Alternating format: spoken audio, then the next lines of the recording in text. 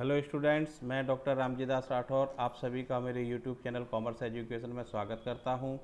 आज हम नए चैप्टर की शुरुआत करेंगे और चैप्टर का नेम है books of original entry cash book.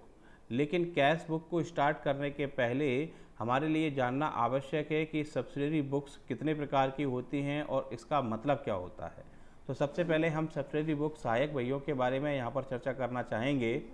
तो सब्सिडरी बुक्स को आप समझ लीजिए कि जो आपका बिजनेस है, यदि बिजनेस का साइज काफ़ी बड़ा है तो ऐसी स्थिति में अकेले जर्नल को मेंटेन करने पर आपका काम आसानी से नहीं चल सकता। इसलिए आप सहायक बहियों की मदद लेते हैं, डिवीज़न ऑफ जर्नल को आप करते हैं, जिससे कि आपके काम का बंटवारा हो सके।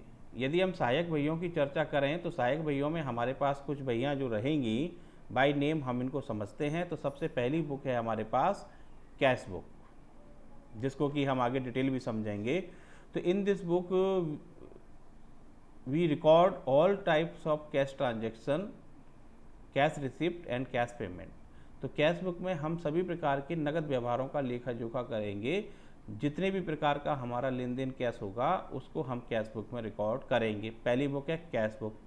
सेकेंड बुक है हमारे पास परचेज बुक, जिसे हम बोलेंगे क्रय बही, परचेज बुक। तो अंडर परचेज बुक आपको रिकॉर्ड करना है only credit purchase of goods, केवल उधार खरीदे गए माल का लेखा आप परचेज बुक में करेंगे। तो ये आपको परचेज बुक मेंटेन करना है। थर्ड सब्सिडरी बुक्स जो हमारे पास है वह है सेल्स बुक। तो सेल्स बुक का एस्पेक्ट क्या हुआ कि इसमें आप जो रिकॉर्ड करेंगे only credit sales of goods, केवल उधार विक्रय हुए माल का ही लेखा आप इसमें करेंगे। तो इस तरीके से जो अगली चौथी बुक है आपके पास वह है परचेज रिटर्न बुक। तो परचेज रिटर्न बुक में आपको क्या करना है कि जितना भी आपका जो माल है जो आपने परचेज रिटर्न किया हुआ है ड्यू टू एनी रीज़न, कि माल ख़राब क्वालिटी का था, अकॉर्डिंग टू सैंपल नहीं था, तो उसको आप परचेज रिटर्न बुक में रिकॉर्ड करेंगे। तो अभी हमने 4 सब्सिडरी बुक्स के बारे में चर्चा की। पहली कैश बुक, जिसमें हम केवल कैश ट्रांजैक्शंस को रिकॉर्ड करेंगे। दूसरा परचेज बुक, जिसमें हम केवल उधार क्रय को रिकॉर्ड करेंगे। तीसरा सेल्स बुक, जिसमें केवल हम उधार विक्रय को रिकॉर्ड करेंगे। और चौथा परचेज रिटर्न बुक, जिसमें हम क्रय वापसी वाले माल का लेखा जोखा करेंगे।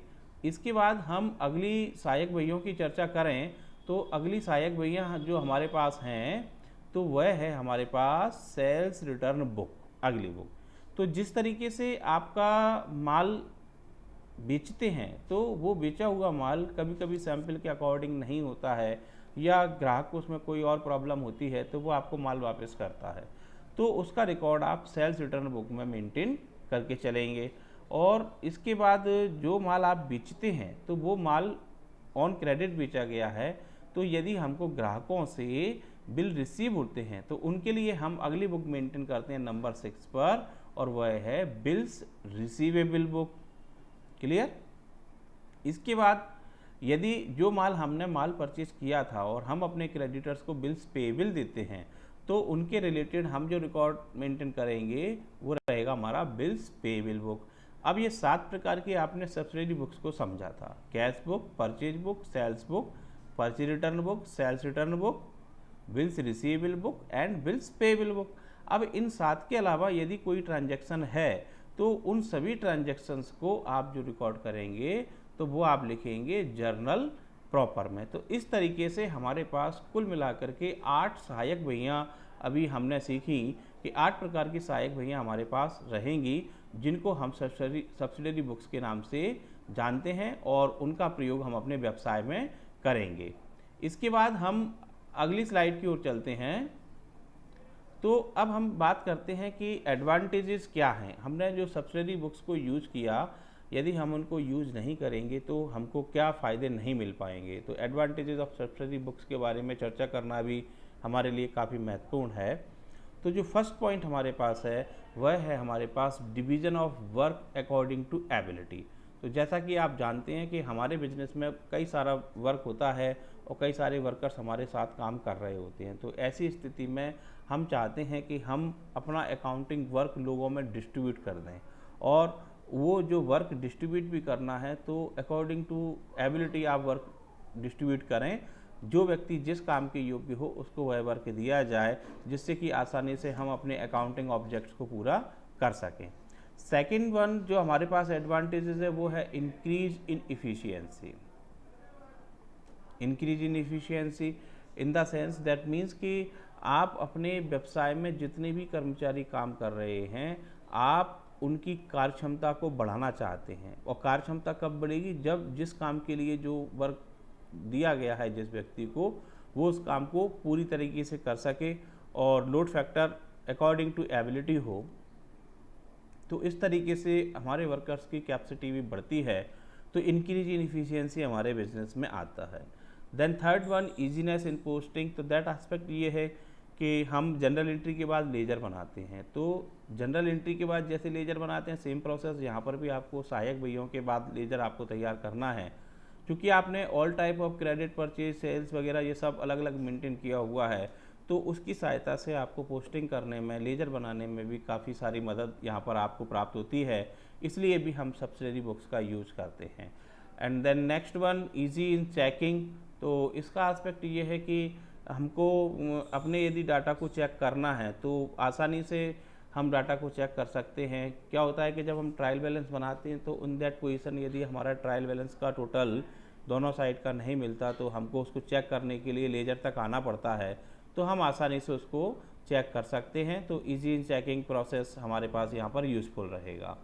देन नेक्स्ट वन हमारे पास जो रहेगा, अगला जो स्लाइड है, तो उसमें है आपके लिए protection from frauds.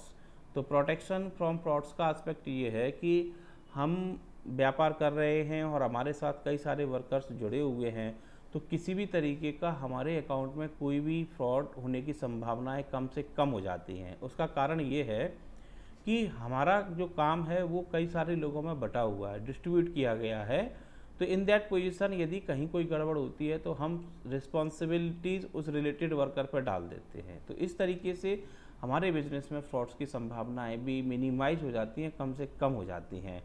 The next one है full information at one place.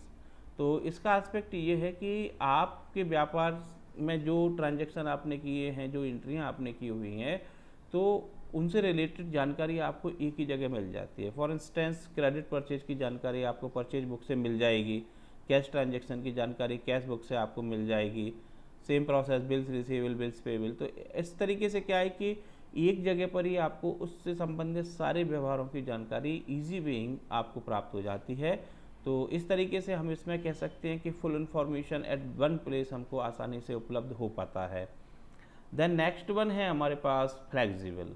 तो flexible that means in the sense हम इसको ऐसे समझ रहे हैं कि हमारा व्यापार जिस तरीके से बढ़ेगा उस तरीके से हम अपनी बुक्स की क्वांटिटी को बढ़ा सकते हैं और उसी के अनुसार अपने वर्क को बढ़ा सकते हैं। यदि हमारा व्यापार छोटा है तो हम अकेले जनरल से काम चला लेते हैं, और जैसे जैसे हमारा व्यापार बढ़ेगा, ट्रांजैक्शंस के टाइप्स हमारे पास बढ़ेंगे, उसके अकॉर्डिंगली हम अपने बिजनेस में इन बुक को घटा बढ़ा सकते हैं। तो इस तरीके से हमको फ्लेक्सिबिलिटी भी इसमें प्राप्त हो पाती है। और लास्ट वन है फिक्सेशन ऑफ रिस्पॉन्सिबिलिटी।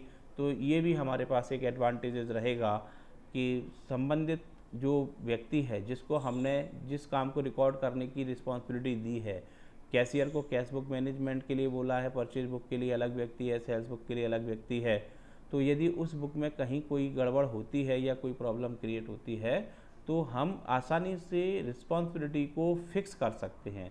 तो इस तरीके से हमने ये सारी बातों को जाना कि सब्सिडरी बुक्स कितने प्रकार की होती हैं और उनसे होने वाले हमको कौन कौन से बेनिफिट्स हैं। तो आई होप आपको ये सारी बातें समझ में आई होंगी और ये सारी डिटेल आपको आगे भी काम आने वाली है।